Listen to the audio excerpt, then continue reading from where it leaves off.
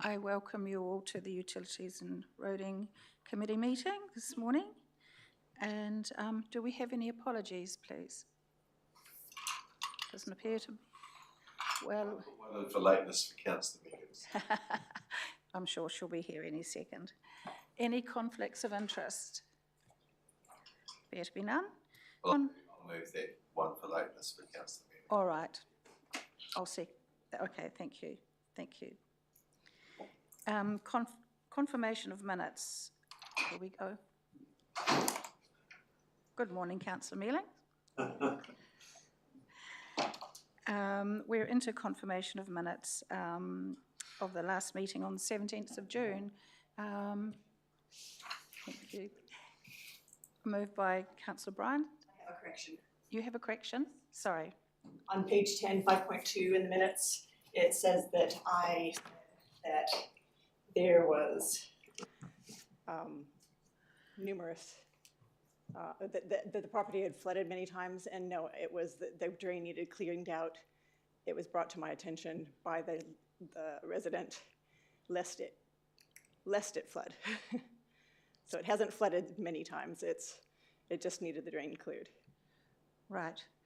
So it hadn't flooded. Yeah, I don't want that on record for them, that the property floods, because it doesn't. But it was just the drainage needed to be cleared. Yes. But you're happy with that? So we'll change Other that? than that, if we change that, I can second. You'll second that then? You Thank happy with that, Councillor Bright? That's cool. All those in favour, please say aye. Aye. Carried.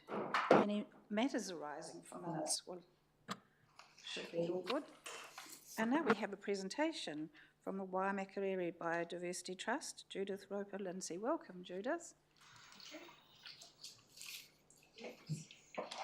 Please, if you could use, maybe bring that nice and close so we can hear you nice and clearly. That's great. Kia ora tātou. Can you hear me now? Yes, thank you. Thank you very much. Thank you very much, committee, for inviting us along and to present on what we've been doing for the last year, following very kind funding from the council. I'm Judith Roper-Lindsay. I think most of you know me. Perhaps not so familiar with Richard Chambers, who is our main coordinator at the moment, while Kate O'Brien is on maternity leave, although leave's probably not the right word because maternity break, because we don't actually employ her, but she'll be coming back in November. And meanwhile, Richard's helping out, and he'll introduce himself in a moment. You've got a handout with quite a long list of some of the things we've been doing, and even that's a short list of some of our activities. We just wanted to talk about perhaps 2 or 3 of the main projects here and then answer your questions, if that's okay. I do like to thank the council for the support for a number of events from individuals among you and for the council as a whole. We've had a number of events during the year, and it's been great to see you there and see us in action. And also thank council for the support for the natural environment strategy over the last year and getting that off the ground, because I think that's going to shape a lot of the way both this council and other council, I mean, the regional council in response deals with the environment in its broadest sense, and biodiversity is just one bit of that. I guess one of the things that will come through in the next year is that we've always worked closely with Pest-Free Waimakariri, which was a council initiative. The funding for that was ended during the year, and Richard was led that, and so he's always been part of what we do, but we're sort of probably over the next year going to sort of embrace or integrate Pest-Free Waimakariri into the activities of the Waimakariri Biodiversity Trust. We're going to be seeking funding from RATA and other organisations to keep that going. So perhaps now Richard can talk about 2 or 3 projects, and then we'll just wind up at the end with some questions, if that's okay. Thank you. Thank you, Judith. Yeah, good morning, everyone. I just want to touch on a couple of things. One is a real little exciting project that we're just starting up. It's just a template at the moment for what we might do in other parks, but Matawai Park is a bit of a gem in Rangiora, and it was developed largely my understanding is by volunteers over the early decades of the park. And recently, the last 10 years, it's been more looked after by council. We're starting up a new volunteer group in the park and hope to do this in other parks. It sort of stems from what Pest Free Waimakariri is doing. We get volunteers, just a couple of people working in a park, maybe 2 or 3, and they just plod away under their own steam. They sort of are given the park to look after, they take that on, and once they latch onto a place, they tend to stick with it. So we're moving that into the vegetation side of Matawai Park because we've got 2 trappers there. We're bringing in other groups, so Keep Rangiora Beautiful and Biodiversity Trust, Pest Free, councils working alongside us obviously. And just every Friday morning, so if you're ever free on a Friday morning, 9 o'clock, or even 10:30 in the morning, we'll have morning tea. It's sort of a social outing which brings people together to do some work on the park, and it's quite surprising what you can achieve. Just a couple of hours once a week, a few people, we might get half a dozen people, we might get more if we're successful. We're going to work with Charles Upham, we're planning to go and visit them in a couple of weeks and see if there's people there who want to come along and just try and bring a few locals in working in the park. So it gives people a social gathering, something to do on a Friday morning. The park gets looked after, I suppose, nice to haves that council can't provide, and so that's if that works, we'll try that in other parks because we've got trappers in Northbrook Reserve and Townsend Reserve and places in Kaiapoi, so that's something we're looking at. Another thing I just want to touch on is one of the roles of the Biodiversity Trust. I think everyone probably acknowledges that the plains of Waimakariri and much of Canterbury is pretty low on biodiversity, and it does cost a lot to build biodiversity. It's much cheaper getting rid of it than it is putting it back. So what we do is we're working with various landowners. People come to us, some through council, some through just hearing about us, and they've got an idea. They want to do something on their property. So our role is to help them to do that. Now, they're putting in a lot of effort, but we can just help them. They don't have the know-how and sort of where to go. Who do you ask for to work out whether your water table is good or bad, or what you can plant there? Where do you get your plants? That sort of thing. So we can help direct them to do that. And it actually makes for a good biodiversity outcome if we steer them in the right direction. People otherwise will do their best and they'll plant a whole lot of plants which may or may not live or die in that area. They don't have that expertise. So an example would be a chap down on Toppings Road we're working with at the moment. He has a stream bank he wants to do something with. He's got the stock out, he's cleared it, he's got it all ready to go. So he's already had quite a big input. We pointed him in the right direction for getting plants for that and helped him with some funding for that. We're working with the Saltwater Creek Catchment Group to get volunteers along for the day to help them plant it. So people coming together, we can actually produce a good biodiversity outcome on his stream bank using his energy and resources as much as anything, and we'll be following up with him over the years and making sure it all unfolds okay. So I think that's just outlines what we do and how we can, just through facilitating things, get quite a good outcome from quite a small input. So that's, I'll pass it back to Judith, but... I just wanted to finally talk about one project which I think ticks an awful lot of boxes too, and you've heard about this one before. It's the Dyken wetland. This was our first project, and I guess it's next a bit of a sort of baby of mine because I was involved right from the start. And you've all, you know about some of the, about Dyken being one of the largest employers in the area. So we're working with a business, and we'd building up relationships with other businesses. For example, Main Power, we're working on their biodiversity fund. They've passed their funds to us to manage and allocate alongside them. So working with business is something we want to build on over the years, but Dyken's been a good example. We're working with Ashley, at Dyken Wetland, working with Ashley School.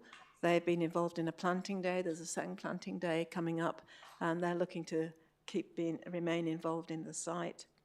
We're working with the catchment group, and the Saltwater Creek catchment group is a very big one because that's a very big catchment which actually extends into Hurunui in places. Again, bringing a diverse number of types of landowners along, farmers as well, small block holders. We're working with professionals through the Dyken project. We've started to employ or contract help from professional ecologists and hydrologists, and starting to negotiate a rate for community groups. You know, having been a consultant for many years, the rates are extremely high for a catchment or a community group to pay. But some of them are prepared to pay to charge a special rate for community projects. And a couple have worked on the Dyken project. Introduced pest management through Richard, and again, getting local people helping with that. So it's overall got a big community input, but most importantly, perhaps, it's restoring a very large wetland on the side of Saltwater Creek, which is a very special waterway feeding into the Ashley Rakuhuri Te Aka estuary. So it brings together a whole lot of things. And finally, there's going to be a planting day in August, I think, the next planting day there, and an ongoing site management plan. And building up a relationship with Dyken, especially following their restorative justice process that they went through following the spill. And as you'll have seen through the publicity, we've been given $15,000 to allocate to other projects along Saltwater Creek, alongside the catchment group and a local iwi group. So building up quite a large project around Saltwater Creek, which I think is really probably at the big end of the projects we're involved in at the moment. So as you can see, as you read through the paper, we're very active. We've been trusted with a large amount of money by a number of other groups and organisations in the district. And fundamentally, the backing of this council to give us operational funding has been really important throughout, because we can go for grants from other organisations, but that's all based on being able to employ people like Richard, Kate, to go out and make those first contacts, to maintain contacts with the community, scope the projects, and build up the trust to keep moving forward. There are lots of grant systems out there for capital, for a project, for buying traps, for buying trees, but few of the grant providers out there pay for people and community building time, and that's where we do appreciate the money that we've had from this council. So I think that's all I'd like to say, but thank you very much, and it's been a pleasure to present to you, and I guess we take the questions now. Thank you. All right. Well, first of all, I'd like to say thank you very much for your passion and for the contribution that you're making to our district. It's very valuable, and we as councillors all appreciate it very much. I do have a quick question before I take other questions. Matawai Park, you mentioned trapping. How do you make the difference between if you have a domestic cat? Do they just get caught in the trap and then you let them go, or you deal with them, depending on, how do you deal with domestic cats per se, because there's a lot of residential areas fronting onto Matawai Park. So how do you deal with that? We don't actually have any traps that are capable of catching a cat in that park. Oh, cool. We're quite careful of it. You obviously appreciate it's a sensitive subject. Yes. But in other parks around the district, there are people trapping cats. And it's not actually that difficult. They're live catch usually. Right. Away from towns, that sort of thing. Some people use kill trap, but any of the ones that I deal with, we've got live catch traps, so they have to be checked by law every day. And if you can tell, but if they're in doubt, they're on the side of caution and the cat gets released. But we're very much hoping that in the near future, microchipping might come in, Yes, which would mean that we could just check.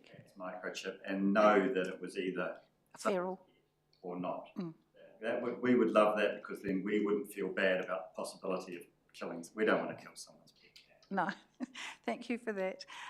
That's good. I think Councillor Williams, did you have a question? Just a wee bit of follow on from the pest one. So what type of pest you'll be targeting mainly? We're working on the lines of the predator-free 2050 national sort of goal, and that targets both species of rats, the mustelids, 3 species of mustelids, and possums. But we do, as a side catch, hedgehogs are caught. They're not strictly targeted, but they do get caught, and obviously mice. That's largely it. So you're not targeting the bug pest type thing? No, we call ourselves pest-free waimakariri partly because it allows us to go beyond that predator group. There's a lot of groups doing the same thing that are predator-free such and such, but we've gone pest-free because it means that if one day there is funding to do things like wasps, and I know also in this district deer and pigs are a growing problem. Possum numbers are getting up in the forests. So it means we can go broader in the future if the funding and everything allows. And we do, and weed and plant pests are part of the preparation for planting. We get rid of the gorse and the bracken, the battery and things like that first. Thank you. Councillor Fulton, if you could just make sure you use your, when you speak, thank you very much. Thank you, Madam Chair. I'm just interested in the capacity of your group, say, to work with like-minded groups, say in Hiranui or in Christchurch, with management zone proposals and things. What is the people capacity on the ground to actually extend the range of your work if required, and particularly under any new sort of... We haven't worked with Hiranui, but we've met them at meetings. We've talked about, and we're looking at possibly some sort of joint project along the boundary. There's the potential for, we're working on a proposal for something around the estuary. This council is initiating to welcome back the birds, to start to deal with the birds returning to the estuary in August, September, and that would be a natural one to work with them on, because they share the northern boundary, the Ashley estuary. So the possibilities there, the resources is probably at the edge of the work that Richard and Kate would be doing at the moment, because we're focusing on our district, but constantly talking to the others. I just asked the question, Madam Chair, because there's, I think in terms of regional basis, there's a feeling that you're working in the same headwaters and same freshwater issues. And I mean, we go to joint meeting, we participate in ECAN meetings and things like that, but actually on the ground's a bit more difficult. Yeah. Any other questions? There don't appear to be any. So thank you very much for your presentation, and keep up the great work that you're doing. It's really, really much appreciated, and I know that you're gaining momentum, which is really, really important. Thanks very much indeed. Thank you, everybody. Take care. Now, we go to 5.3, project update under Infrastructure Resilience Fund, flood recovery progress. Oh no, sorry, I've skipped the page. We should be 5.1, approval to install no stopping restrictions on Flaxton Road at Campbell Park. Shane, thank you, your presentation, thank you. Sorry about that, folks. Morena, good morning. Thank you. I have a couple of no stopping and stop control reports. So we'll start with this one. This is Flaxton Road. It's right on the boundary between Kaiapoi-Tuhiwi and Rongier Ashley community boards. So we have opted to come to you guys for that. So I was looking at establishing no stopping restrictions on the west side of the road. Take the report as read, and any questions? Councillor Williams and Councillor Fulton. First question, you brought 3 to the community board last Wednesday night. Why wasn't this one presented? I know it's sort of out of the area but close, so why some to the community board and the other not? And in this instance, because Camel Park is right on the boundary between the two community boards, and it's on Flaxton Road being a high-volume, high-speed arterial road. We typically take no stopping through to the community board first, but in this instance, because of the jurisdiction and the nature of the road, we opted to go straight to UNR.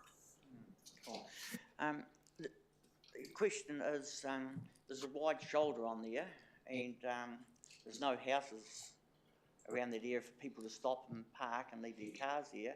But I do notice people actually pulling over to the, if they're coming north, pulling to the left and waiting there for the traffic to pass, because they don't like parking in the middle of the road, waiting for people, you know, when they're turning into Camel Drive. So if you put no stopping signs there, won't that legally stop those people from pulling over to the left and force them to actually sit in the middle of the road where they're concerned about getting a car hitting up the back of them? So does it make it worse, or?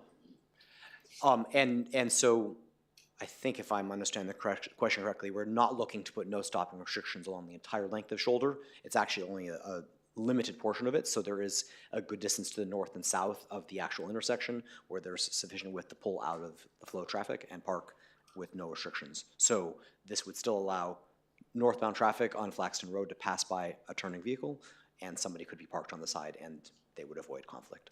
So what would be the point of doing that when there's no reason normally for people to park there? Because the other side of it is a big ditch, one side of it, no houses that side, Camel Drive, the people have to drive a fair way up there, but so there's no reason for a car to park there, so why? I'm at loggerheads to know why. I haven't done personal interviews with the people who have been stopped there. Anecdotally, I understand it's people are taking phone calls, potentially looking at directions. My understanding, at least, is they're working on their phones and not driving, which is a good outcome from that perspective. So people do pull off, not for long-term parking, but for short-term parking in the spot where people should be going and returning vehicles. So will this encourage people to be talking on the phone and not pulling over then? No, there's a distance, there's wide shoulder north of the intersection that we are not restricting. So it's just a short distance at the intersection. Thank you. I understand that it's a safety thing to make sure that there's space for people to pull to the left or tow that safely without people being parked there. That's really what you're talking about, isn't it? Yeah, thank you. Councillor Fulton. Thank you, Madam Chair. Shane, thank you for the report. Interested in this one. We all see a lot of people sort of pulling over on the edge of town, well, not just towns either. What distinguishing data do you have that makes us any different from some of our other populated centres where, I mean, we have intersections where people are pulling over randomly all over the district, and so what sets these sites apart? Is the precursor to more of these? So I think the short answer is that this came as a result of some comments from the public. So I think when the widening was done here specifically to allow for vehicles to pass by when Camel Park, when the intersection went in. And it was, at that time, they didn't consider no stopping restrictions. We've had comments from the public specific to this location about cars parking where they are unable to then pass by turning vehicles. I don't doubt that that occurs in other locations. We aren't proactively seeking out people parking where they shouldn't be in this type of circumstance. When we're made aware of it, we do follow up on it. So there is the opportunity in the future for other similar circumstances. I think if this intersection were to come to be right now, we'd probably be looking at putting in no stopping for the required minimum length as the initial design. This is sort of working with the circumstance that has arisen post-construction of the intersection. So just to clarify, I think to pick up on my colleague's question, you don't think that there will be people who will just carry on and not stop there, and they will just carry on their phone because this is life, this is the way people act? I guess the hope is we're only taking a small portion of the shoulder with no stopping, and there should be an ample amount for somebody to pull over and look at a map or take a phone call. So this is just taking a small portion of the shoulder. Thank you. Councillor Redmond, your question. Thank you. Thank you, Madam Chair. Thank you for the report, Shane. I travel this route daily. Are you able to say does a school bus stop at that intersection? No, I am not sure. We did have some internal brief conversation, I understand. In a previous era, the public bus also went up Flaxton Road, and there is a chance in the future that may be considered. So again, if you look at the distance we're looking at, it's about, I believe, 100 meters, give or take. There is a fair bit of distance on the north end where there will be no stopping restriction, that if a school bus is picking up kids from Camwell Park, or if there is to be public metro service along here, that a bus could pull off safely on the shoulder past the no stopping zone. But I'm not sure if a bus is stopping at present. Why I ask is I've seen cars stop there and children either exit or get into a vehicle. So I wondered, I haven't seen a school bus, but I wondered if that is used for that purpose.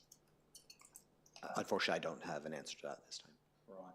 So would there be sufficient space north or south of the intersection for a school bus to stop? Yes, and I guess you could look at it as well. If the school bus stop was north, all of the no stopping length could be space for a school bus to pull out of traffic and slow down. The no stopping zone is perfectly fine to decelerate as long as they stop just past the end of the no stopping marking. So this actually is a good lead into a bus stop, and then they've got sufficient shoulder past that to accelerate should there be buses pulling off. Right. You're not proposing to mark out a right turning lane? We consider that, but we don't think there's enough traffic turning into Camwell Park at this point to justify that. Right, thank you. Mayor? I'm sorry, I missed the Mayor Dan? start. I was just checking, has there been any consultation with the local community boards? If not, why not? So as you've noted, we typically take no stopping reports to the community board first and then come here. Because Camwell Park is right on the boundary between Rangiora, Ashley, and Kaipoituhiwi community boards, and because Flaxton Road is a high volume, high speed arterial road with a fairly high sort of through traffic value, we opted to go straight to utilities and roading for this. Okay. I personally think it should go to the boards first, unless there's good reason not to. So do you, both boards? Yes.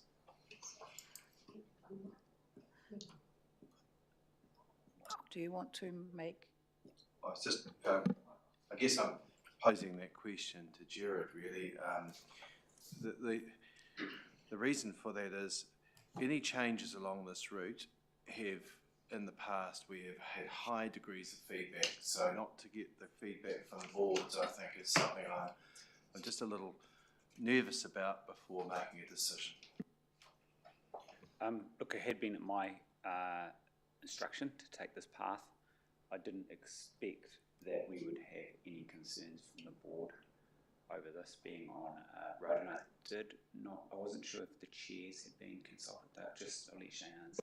Yeah, so we did send a memo to, I believe it was Jackie and Jim, Jackie Watson and Jim Gerard, advising of this a week or two back. Yeah, it would have been helpful to have been advised. Was there any feedback from either of them? Okay, well then I'm comfortable if it's been queried by both boards. Thank you. right? Any other questions? Do we have a mover for this recommendation? Councillor Redmond, and I'll second it. Councillor Redmond. Thank you, Madam Chair. As I indicated in my question, I travel this route daily, and I can understand the rationale for having a no stopping area to make it safer for right turning vehicles when vehicles are approaching from the rear of those. Yep.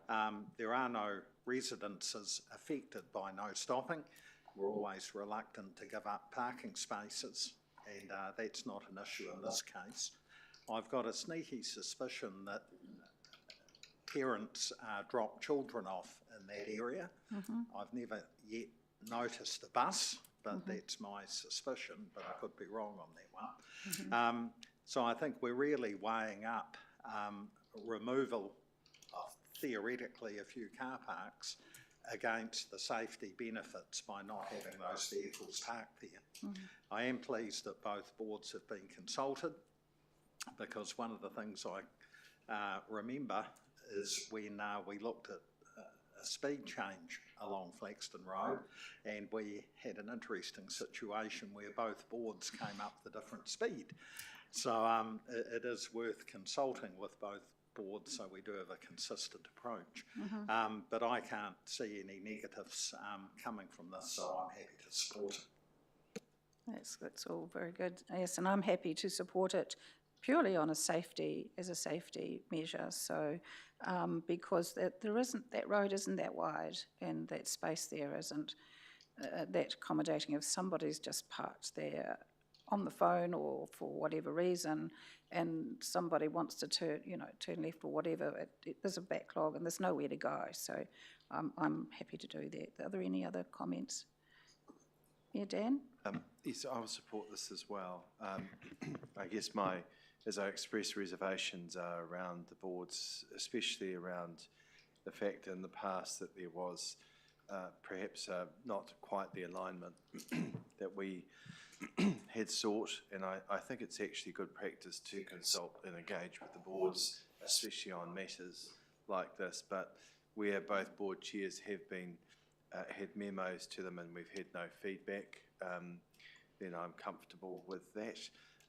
From the road safety perspective, I certainly agree with the reasons for doing so. I also travel this road fairly regularly and have often observed that piece down there, thinking it's a little anomaly, and well, not necessarily an anomaly, but it's a potential area where there could be risk there of parking and certainly compromising the turn.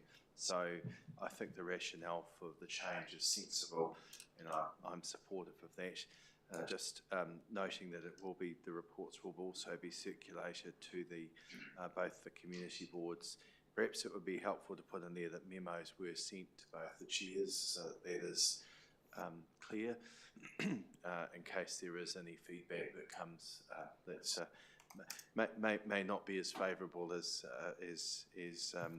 we might anticipate. Councillor Mealings and then Councillor Williams. Thank you.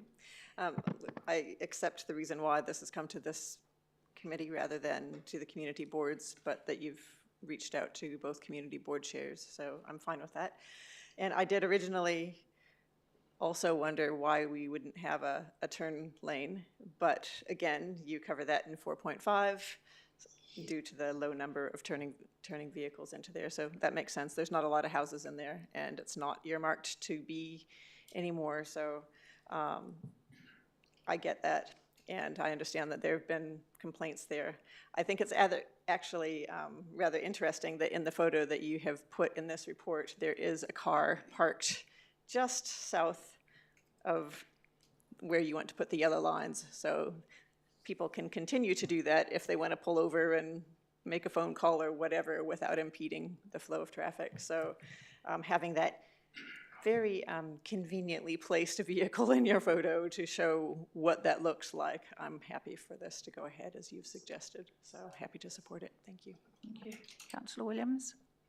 Yes, I won't be supporting this.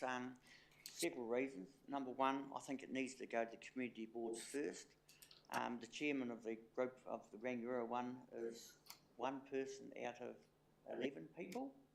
And I did note that on last community board meeting on Wednesday night that on his own road in Golding Ave, originally he was for that no stopping there, and after the debate he changed his mind and voted against it. So I think it should have really gone to a community board for a bit of debate first.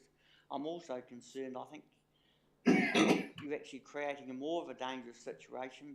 You mentioned people pulling over the phones and all that drama.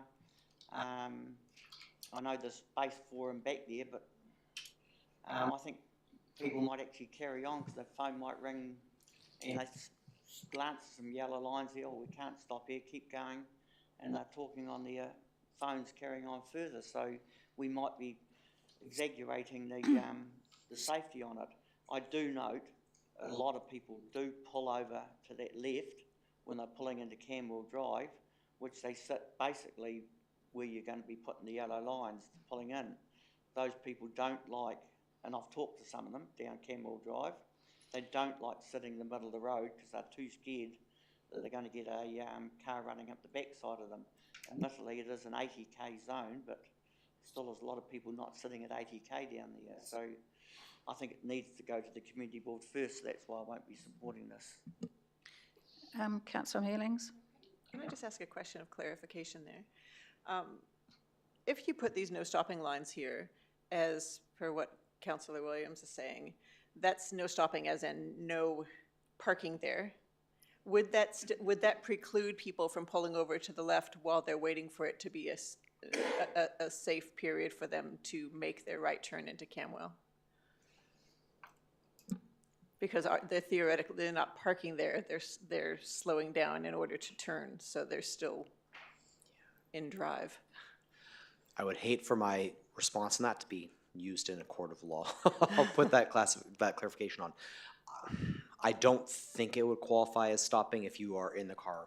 I'm not sure how that would work, because if you'd be signaling a right turn from the left lane, you know, sort of the intent, understanding that intent of waiting there, I think it doesn't meet the spirit of the law. It is an odd Kiwiism. Yeah, I would be shocked if it was ever enforced to that, but I could, yeah, that's a bit of a gray area to me.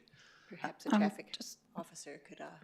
Just on that, you also have said that in front of the no stopping sign, there's 100 metres there for people to pull over to the left. Is that correct?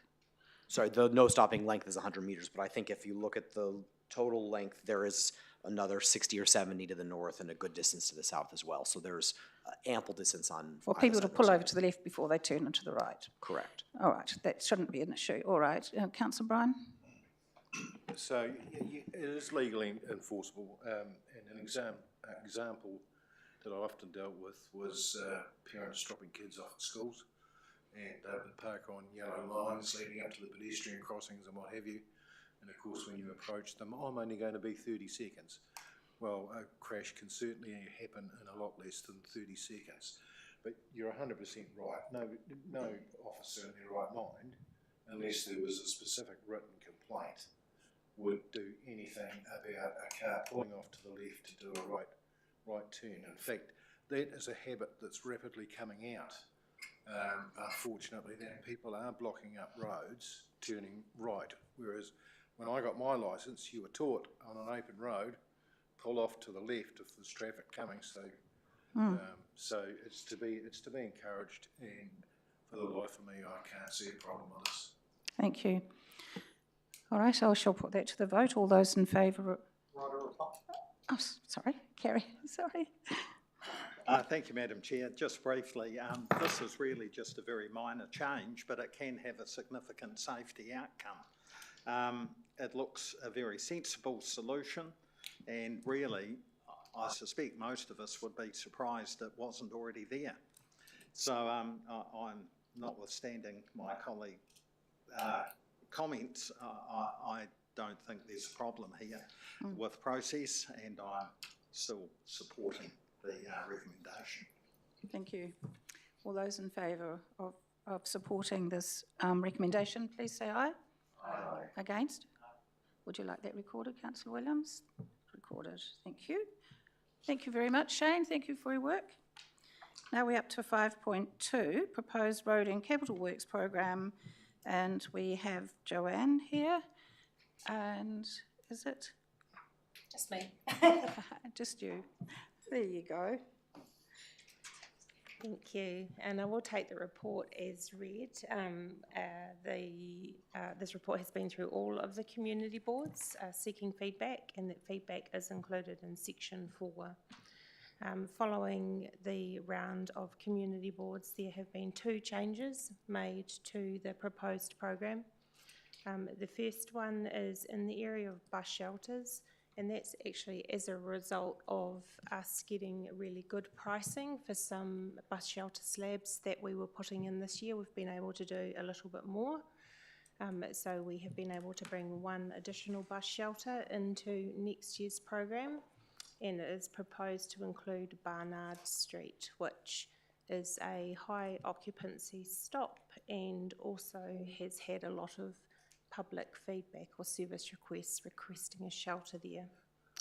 And the second change is to the Curb and Channel program, and in that the Kaipoi-Tuahiwi Community Board requested we consider bringing Cridlin Street forward.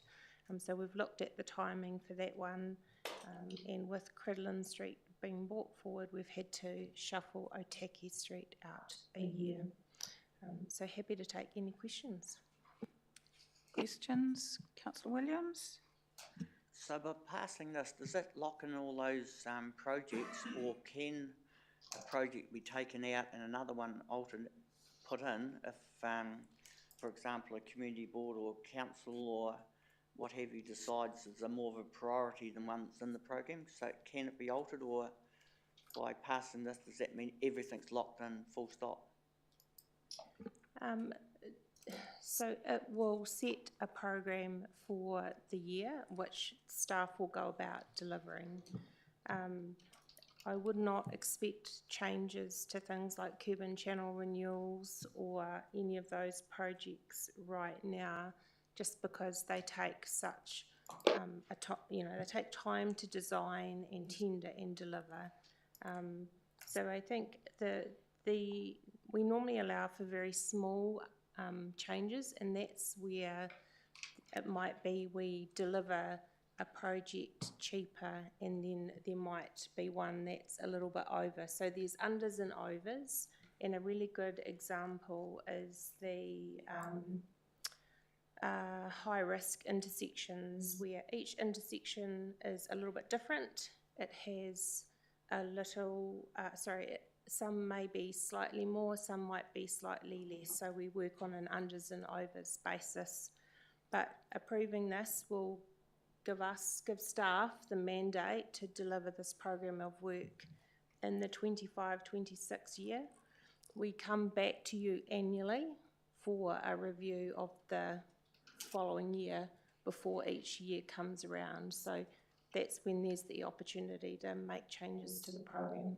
So it pretty much locks it in there. It does, yeah. Thank you. It does. I wouldn't say it's set in stone. So if staff felt there was a good reason not to progress just because of other priorities, then we'd either manage that in those unders and overs or bring it back. Or if there happened to be some other council-initiated project and it hasn't advanced too far, so it depends on how far it's got. We may have the design ready, but effectively once we've gone to tender and awarded it, then it's locked in. But generally, this is the last time staff would expect to come along to any of the elected bodies to get permission. Once you've signed this off, this gives us the direction to do that for the financial year. That's good, thank you. Any other questions? Councillor Mealings? Thank you. Just a small question. The high-risk intersection treatments, sorry, can you remind me what those are again? I see they're all for the same amount, so I'm guessing some kind of signage, but... Yes, it is. So it's low-cost interventions at those high-risk intersections.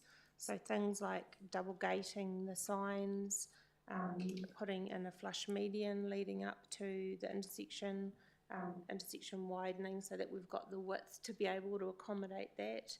It could be that we look at things like separators or rumble strips coming up to the intersection.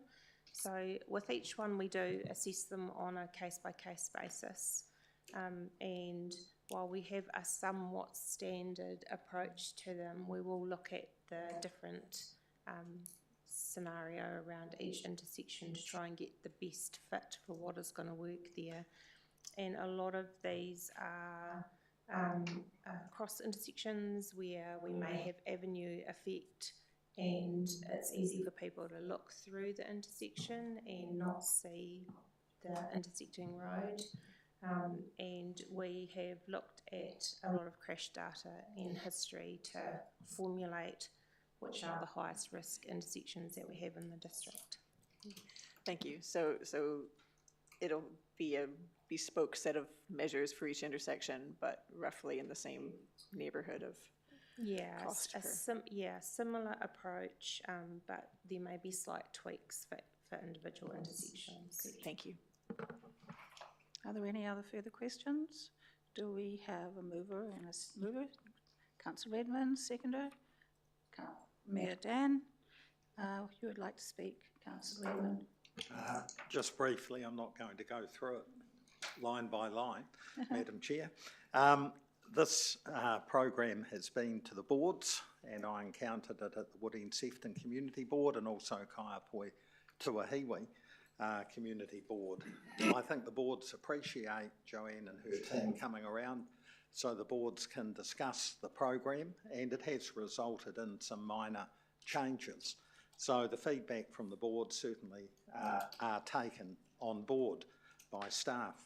The other thing, in responding to my colleague's comment about is it set in stone, as Joanne indicated, this happens every year.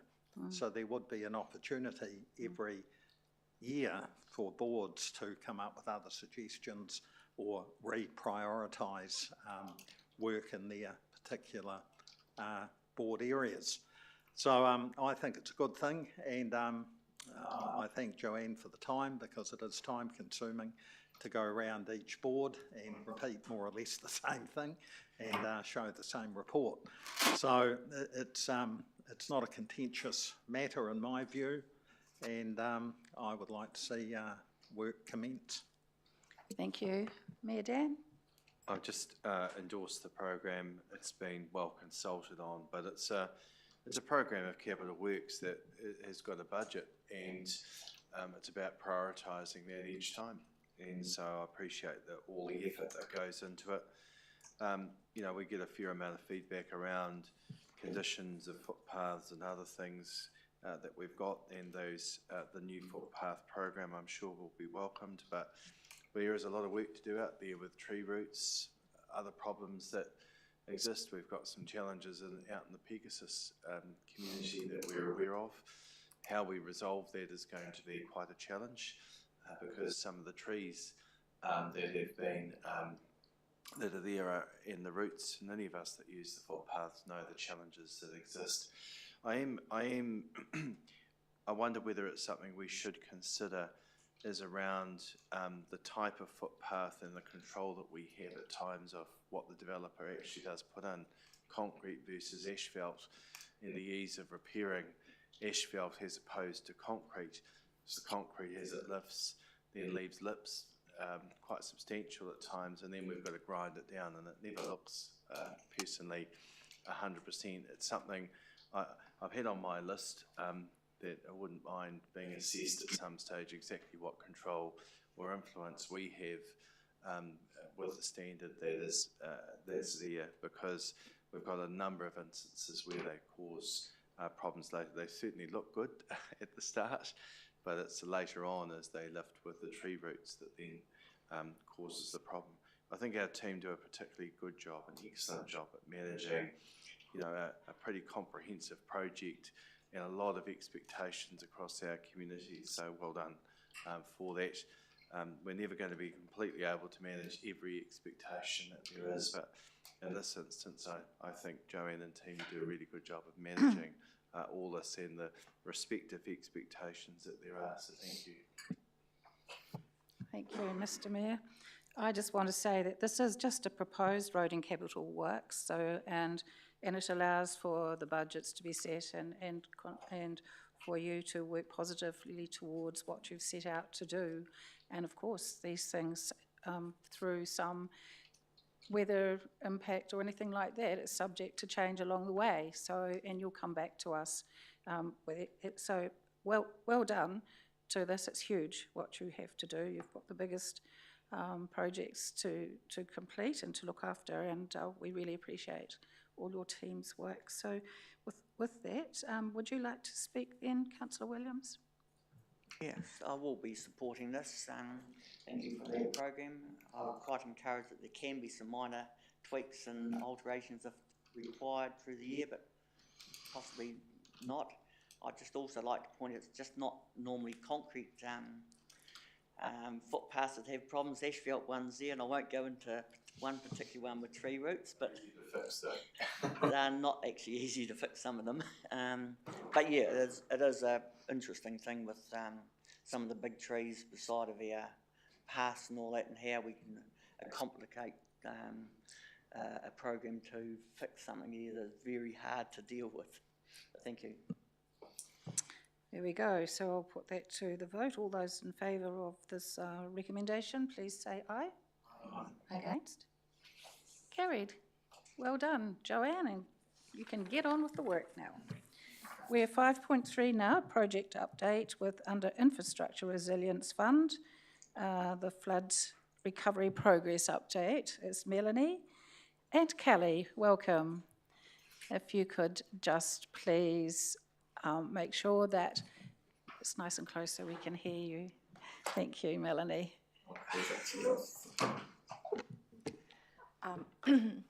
Thank you, Mia and councillors and chairs. The purpose of this report is to provide an update on the projects under the Infrastructure Resilience Fund for 2024 and the 25 financial year, and also provide progress updates for the flooding recovery work that we have been undertaking following the May 2025 event. So first of all, under the Infrastructure Resilience Fund for 2024 and 25 financial year, 9 projects have been prioritized to be completed. The projects were prioritized based on the community impact, flooding consequences, cost considerations, effectiveness and value of interventions, historical records, and our resource availability. Of these 9 projects, 4 have been completed, 2 are in construction stage, and 3 are in design stage. As of 1st of July, the expenditure is about $210,000 out of the total $500,000. The final forecast expenditure is $510,357.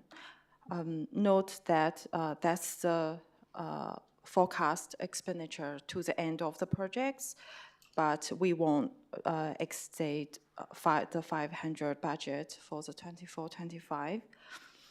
Secondly, for the work progress on the May 25 flooding event, a total of 181 service requests being received and triaged and grouped into 49 investigations and 80 maintenance checks. My team is and the wider U&R department are undertaking the flooding works for the investigations and maintenance checks. As of the 3rd of July 2025, 48 maintenance checks and 13 investigations are currently underway. Happy to take any questions. Thank you. Councillor Williams. You just on recommendation C, you've got a expenditure to date of $210,000 odd, and you've got a final forecast expenditure of 510. Does that mean you're $300,000 odd short, or have you increased the budget for that? Because it says you've only got a total budget of 500,000. That's because we have 3. We have in the table in 4.1, we have 3 projects, which is Bradley Road, 246 Rivers Road. These 2 projects are currently under construction, so that's why it's only like a small amount of design fee being charged at the moment. When the construction will finish in the coming months, once it's finished, the contractor invoiced us, then the money will go, like we will spend that amount. Yeah. And just further to that, so that table 2 on page 41 of your agenda, the top 4 projects which are complete, so they will be capitalised at the end of June, just completed.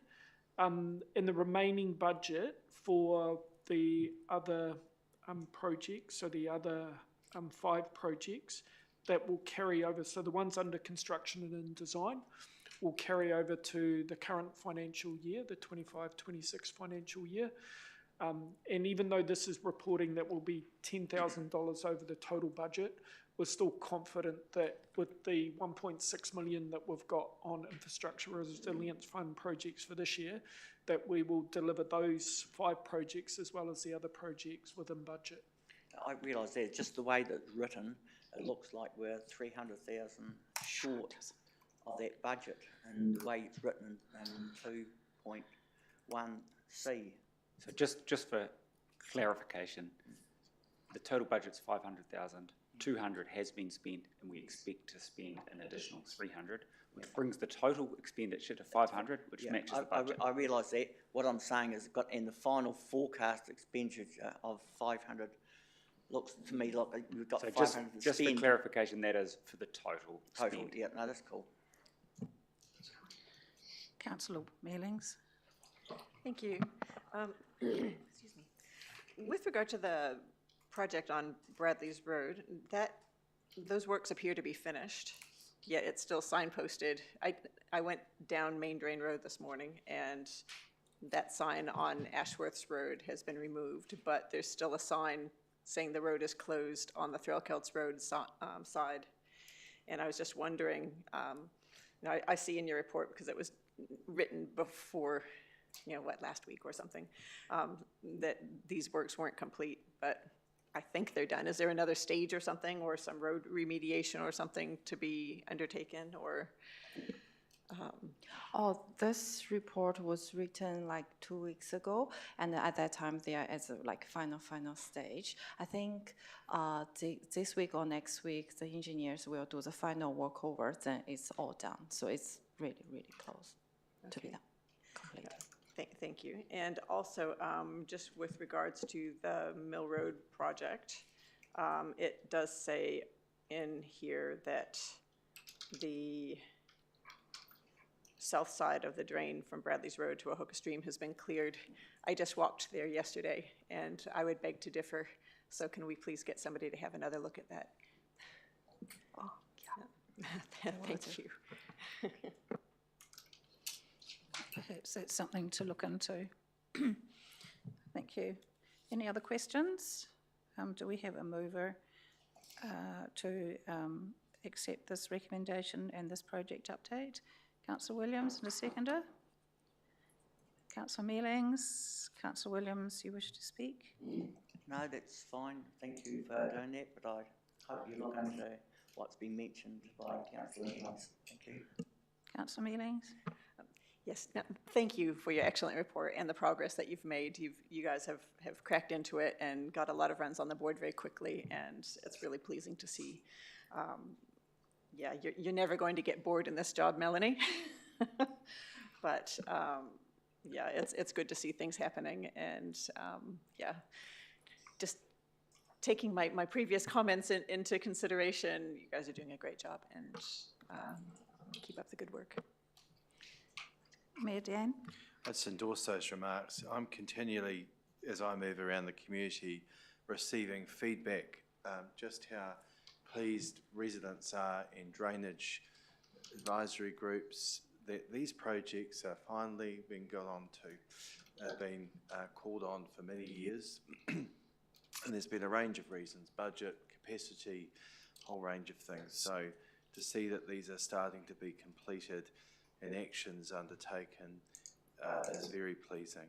And particularly of note, I had at a meeting I held recently in Ahoka, a number of residents called in very pleased, Wilson Drive in particular, and a number of other locations in the area where they're very satisfied that finally their properties, which were put to test in the May event, the works actually, well, they did work. And of course in Kaiapoi, that major piece of work, Jared, that the team put in at the time of the, it's not the fast track, I keep forgetting the different titles because government comes up with different titles all the time, but shovel ready works. That in itself actually, well, has worked and has meant that our area's a lot more resilient as a result. So a more comprehensive look at things as you're doing, and analysing the local feedback, then what is the engineering solution, and having budget to go alongside it makes a real difference. So thank you for what you and the team are doing. I think it's certainly very much being valued by our community, so it's appreciated. Thank you. Councillor Redmond. Thank you, Madam Chair. It's very pleasing to see progress being made in this area, and I'd endorse the Mayor's comments that the feedback that I receive is very complimentary. And the other thing I'm very grateful for in this new normal, that we're not up in Marlborough, Nelson or Tasman. You would be extremely busy if that was the case.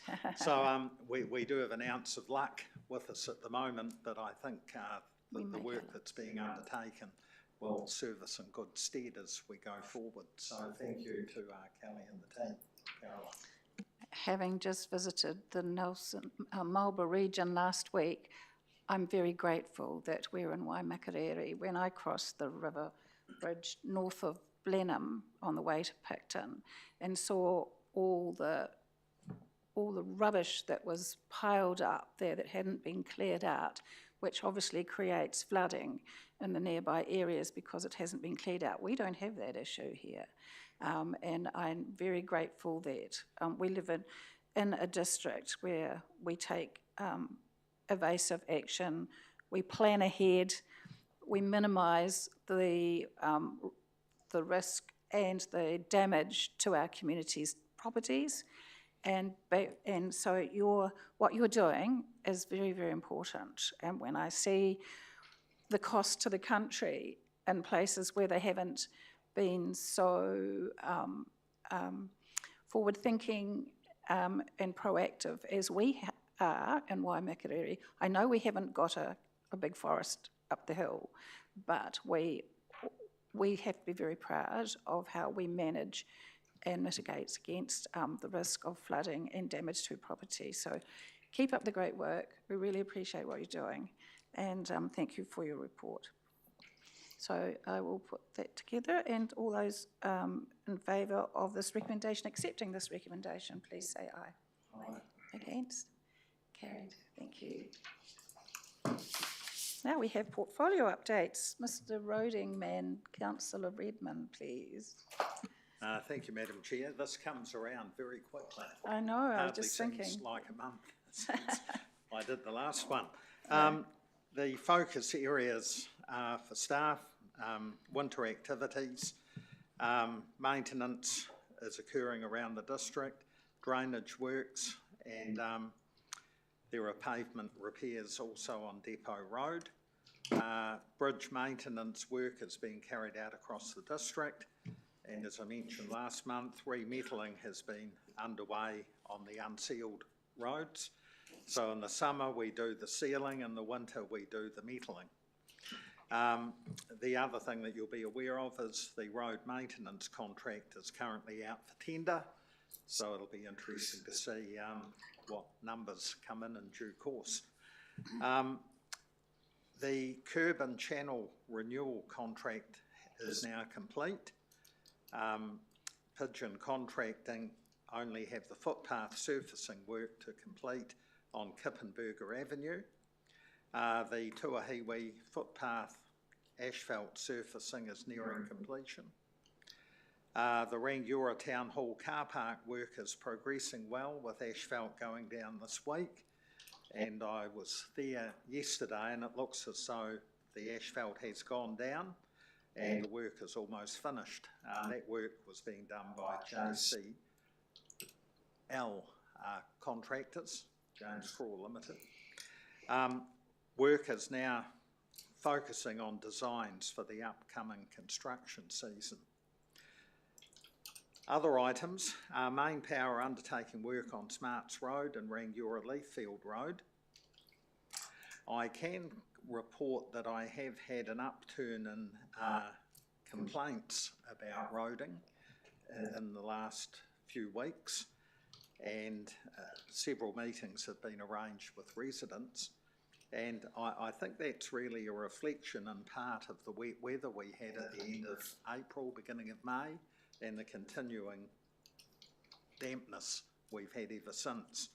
So I think the roading area is very much impacted by weather conditions. I do have good news, however. The application for emergency funding to NZTA for the April-May flood has now been approved by NZTA. So thank you to the staff for getting that over the line. We weren't 100% sure if it was going to have a happy outcome. So that was really good news.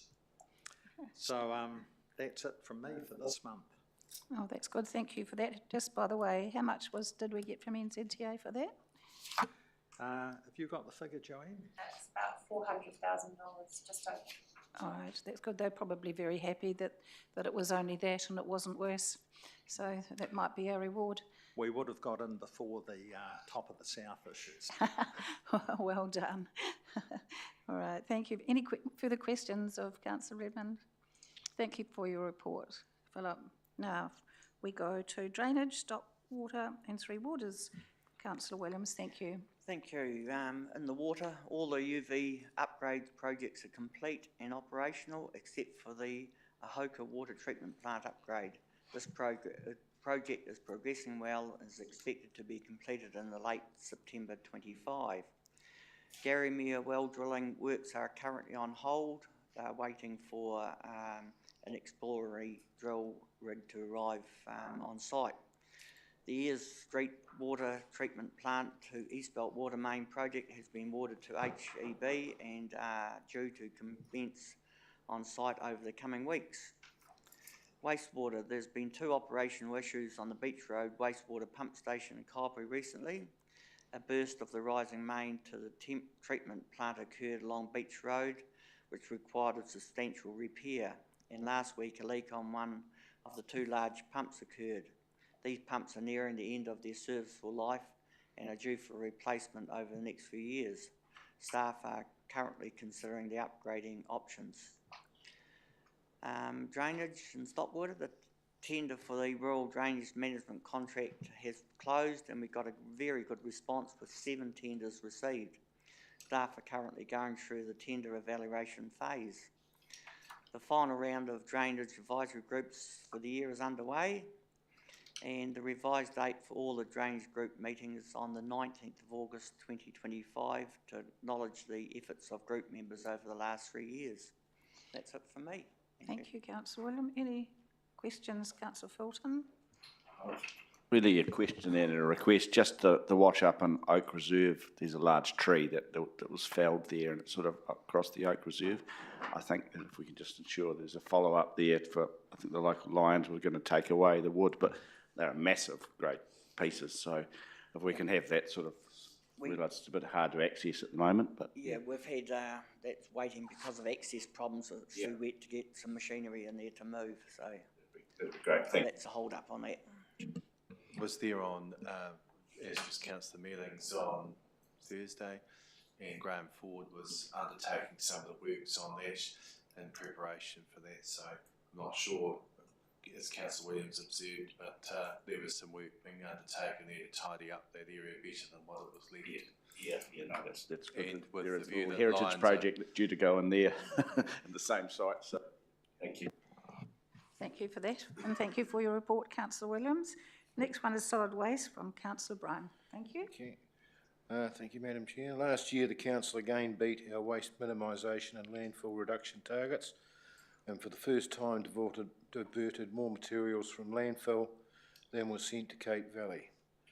50.2% was diverted and 49.8% was landfilled, and that doesn't count the items sold through the shop, which are not weighed. The jump in the per capita weights in 24-25 comes because Stats New Zealand estimated the district population as being lower than was estimated the previous year, but that does not impact the overall ratios. Staff are still working through options for the relocation of the Cust rural recycling facility and plan to bring a progress report to elected members on Saturday. So a very brief report, Madam Chair. Thank you, Councillor Bryan. Any questions of Councillor Bryan? Sounds like we're all in good hands. Thank you. Transport, Mayor Dan.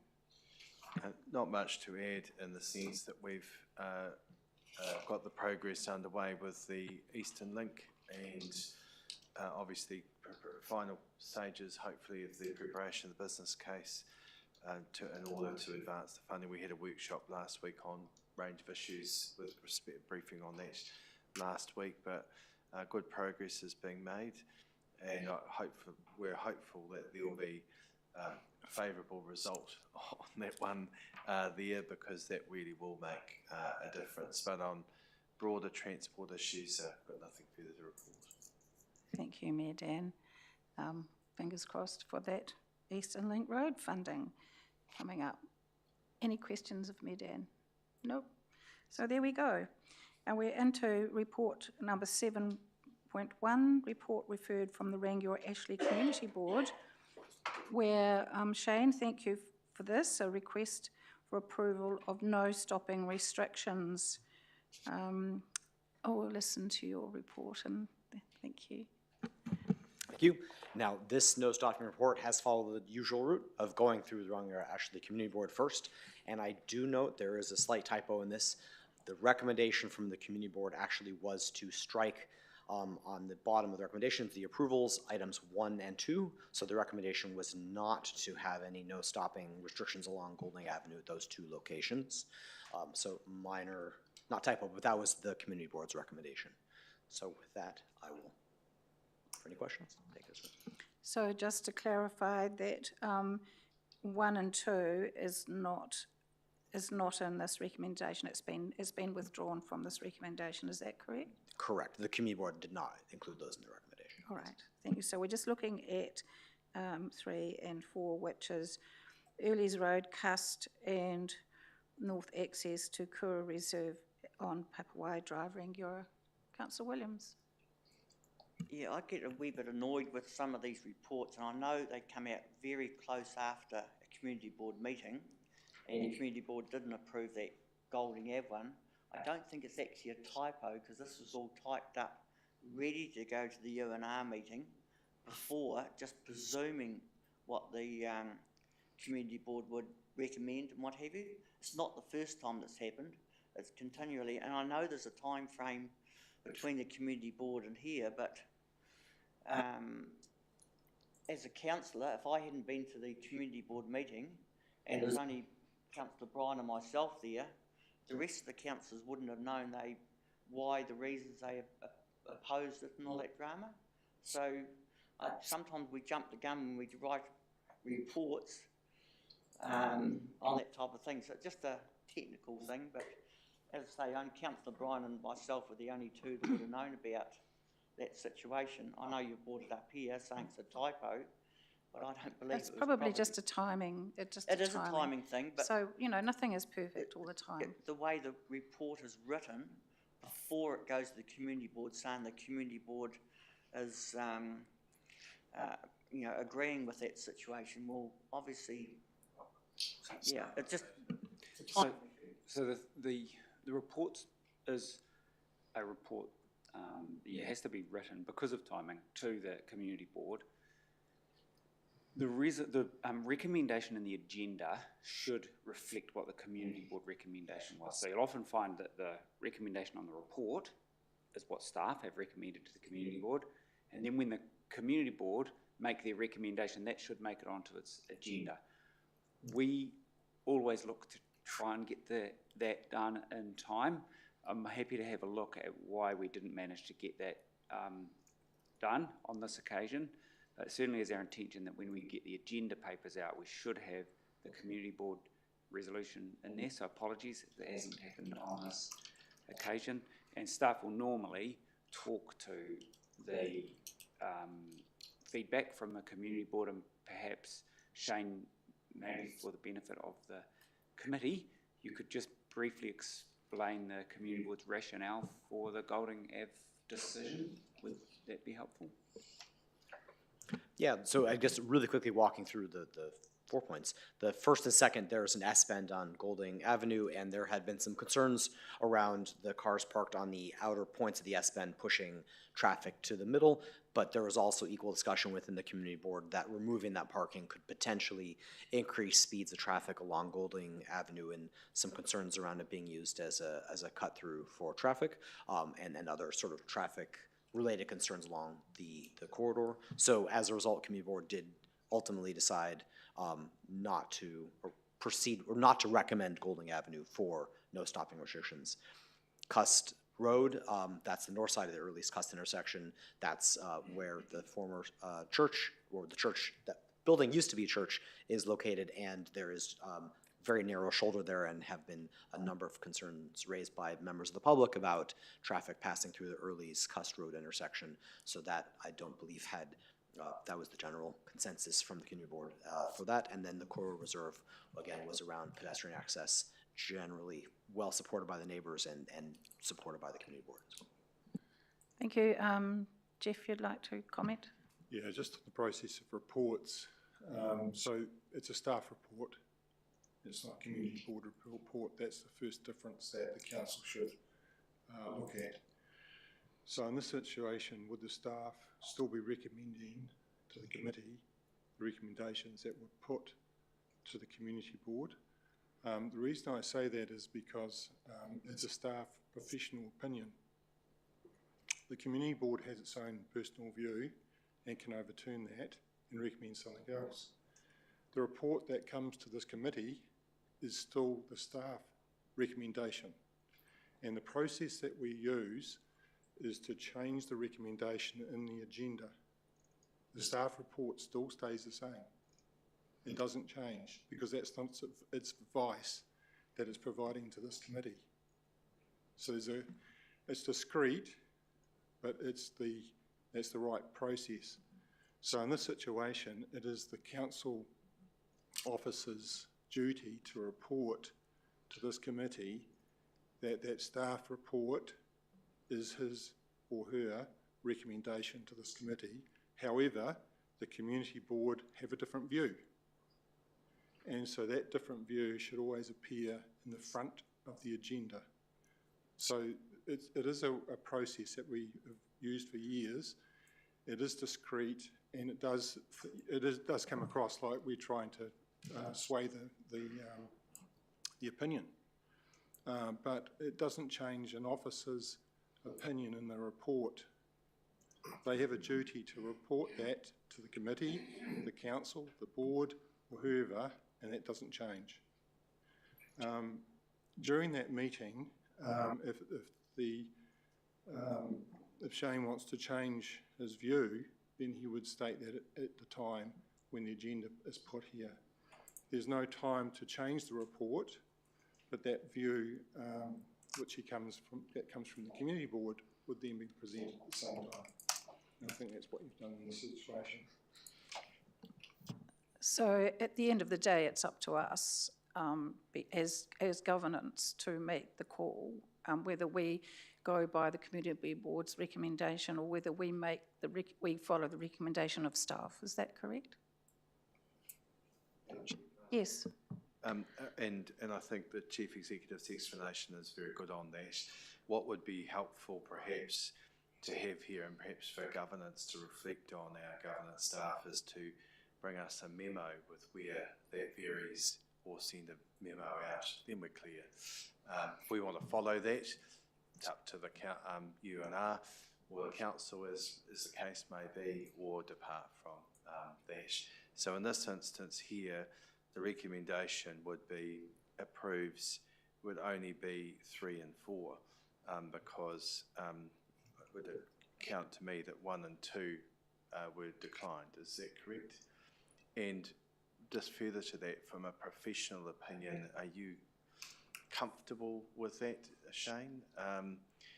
And are there other strategies that can be considered? Because I use that street all the time myself, and I know or avenue. I know how congested it gets around that corner, and it is staff parking associated with the housing that's there, which has got, I forget the organisation that runs it. So are there discussions underway with those staff about how they potentially could park in different locations to avoid congestion and make it less of an issue? So I think the first question, am I comfortable with the community board's recommendation? And I think there are two slight risks here. One is the potential risk that removing parking does serve a very good job of side friction and reduces speeds, but that the placement of cars at the two corners does have a tendency to push traffic right to the middle of the center line around a corner with not the best visibility. So it is two risks. I think there was a slightly bigger risk with the traffic being pushed to the center line, but I don't see this as a massive difference in risks. So I am not uncomfortable with where the community board landed with the recommendation as well. We have not actively engaged with the group home. I believe that's up the drive to the west, where they are definitely a contributing factor to parking on the street. I'm not sure if their staff parking extends all the way to the south and north, but we certainly could engage with them as well. Yes. Councillor Fulton, you did wish to have a question? Really, Sorry, just thank a you for your question of patience. process. I think there's some good questions and answers there, but I just note from Oxford Hoker, it quite often happens just with the timing. We're the first community board of the month, and I've often noticed that we have reports on Tuesday meeting, sometimes quite substantial, before we go to the community board. So just, yeah, it'd be useful just to highlight where the community board is considering reports for information or, you know, staff recommendations, because sometimes it looks like we've discussed things the day before and then we come to community board, which is not necessarily the case, but it's worth, yeah, it's certainly worth making that clearer. There's just so much to do, and getting the procedures right, but also remembering what all our duties are.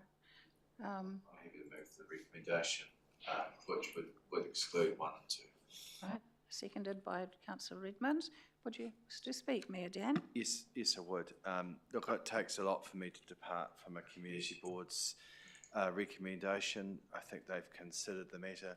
Look, I would have personally supported the recommendation as a user of that avenue. I drive there most days to get to my home, which is just around the corner, and I know how congested it is. I've also had concerns expressed to me from a number of residents about this particular locality, but I actually think it, you know, on reflection, listening to what the board's rationale was, that there are perhaps other strategies that can be looked at first, and I think an active discussion with the owners of the particular housing, and it's not just there, because it's not just in Golding, there are those off Golding. I think there's 3 houses altogether which house a number of individuals in our community, and it's the staff associated. So a practice in place where they might consider where they're parking rather than congesting there, I think would be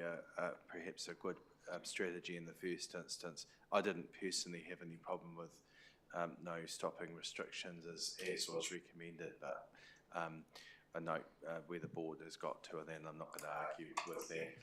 I did indicate before around the process where the timing overlays, and it is just a timing issue with the closeness of the board's decision making versus coming to you and our committee or council. That is just what it is. So a memo update, I think, would overcome that, and then it'll be up to this body to determine, or council or any of our other standing committees, if they want to follow or depart from that. So I think that's been a helpful conversation. But as I say, I'll support it. I'm not going to depart from what the community board recommends. Thank you, and thanks to the team for the work that you've done on considering those matters. Councillor Redmond. Thank you, Madam Chair.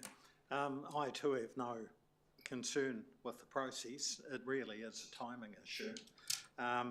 We were informed by Shane of the board's position, so we are making an informed decision. The recommendation was for A 1 to 4.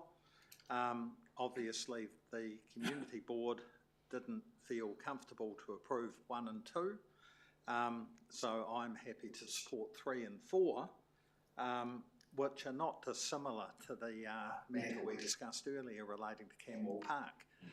Very similar indeed. I'm not aware of any compelling reasons in this case to overturn the board's recommendation. So on that basis, I'm supporting A 3 and 4, and there may be other avenues to be explored for the issues raised in Golding Avenue. So anyhow, happy to support the amended recommendation. Thank you. Councillor Williams? Yes, I'll be supporting this amended recommendation.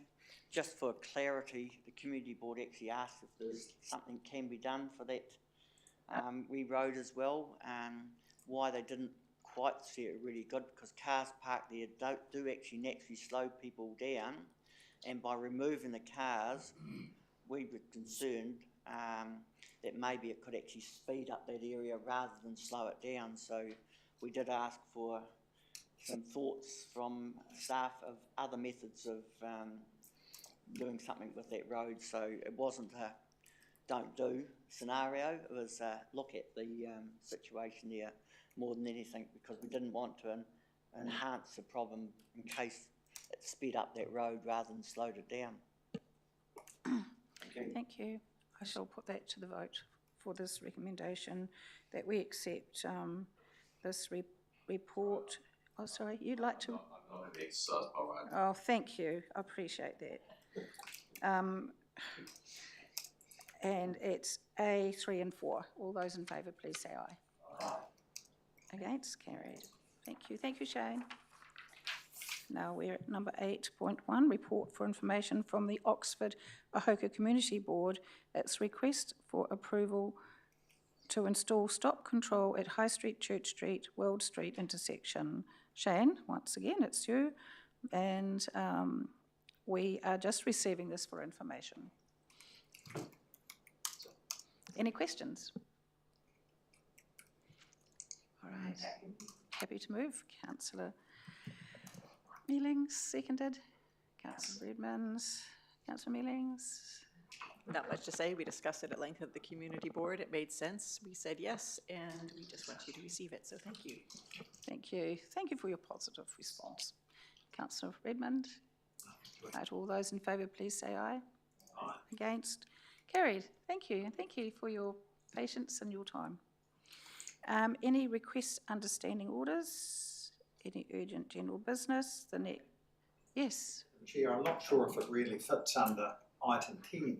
Mm-hmm. But during the course of this meeting, and colleagues may be interested to learn, during the course of this meeting, I was advised that a former councillor passed away this morning. Oh. And that's Councillor Neil Price, or former Councillor Neil Price. Oh. So that's such a shock and a sad loss, especially to Kaiapoi, because Neil was very much Kaiapoi stalwart, and he was out and about at the weekend with the Art Expo and Winter Festival.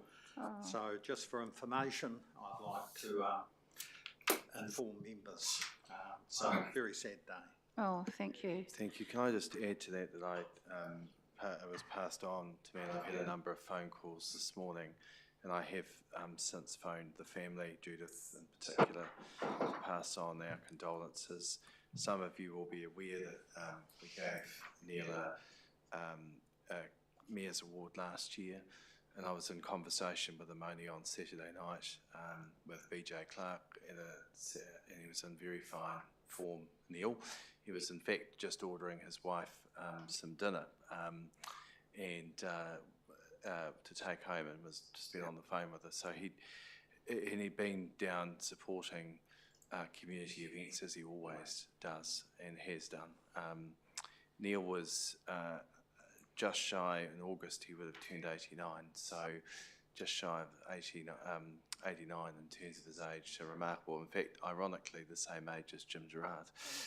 Jim Gerard, they're only a couple of months between each other, so remarkable service over many, many years, not only to the council but to the fire brigade. At the next council meeting we'll officially recognise that. My understanding is Neil's service will be next week, and I'll talk to the CE. I think it's appropriate that we look at lowering our flags at the time of Neil's service, because of that many, many generations of service to our district.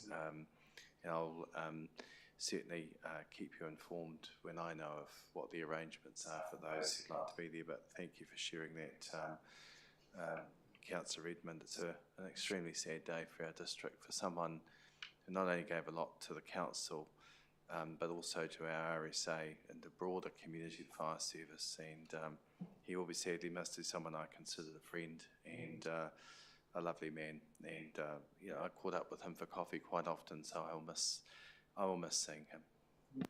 Thank you, Mayor Dan.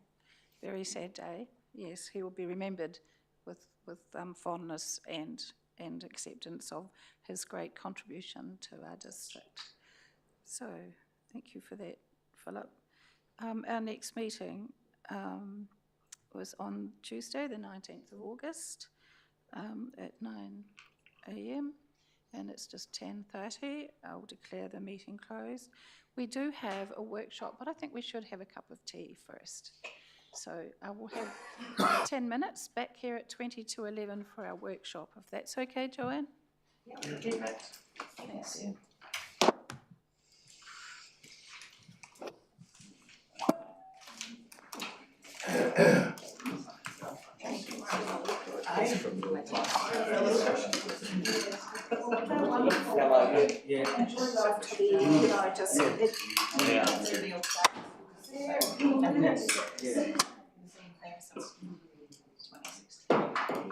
He was bailing me up saying,